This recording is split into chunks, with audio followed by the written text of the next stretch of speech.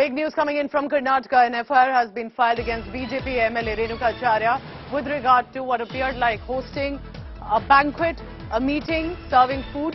We'll try and get more details on that. We are being told that it was the flying squad that had managed to crack down on this. The FIR has been filed against BJP MLA from Bommai Renukacharya, who's also and the political secretary also.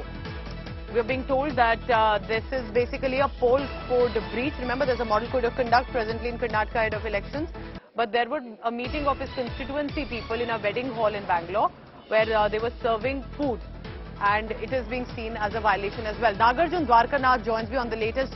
Nagarjun, help me understand this, because a leader ahead of elections will be meeting people of the constituency and have chosen a location. How is this being seen as a violation of the code of conduct, and what exactly happened?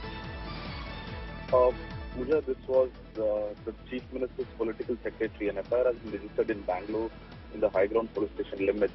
What exactly the rule says that if you have to do an indoor event, firstly you need to take the permission of the police and the returning officer of that constituency to say that this is a political meeting that they're doing.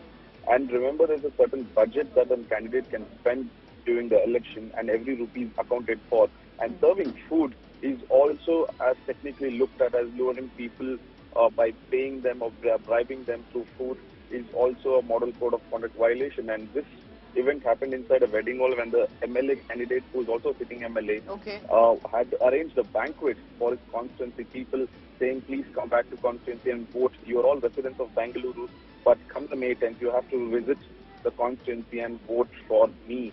And that's when the flying squad and So does this mean, Nagarjun, that let's say if it was not a banquet hall like this, it was perhaps more of a Jan Sabha, information had been sent about it, that wouldn't be a breach of code? It would be if you're serving food. The Prime Minister rally, remember, it happened in Davangere. There was food being served. This was before the model code kicked in.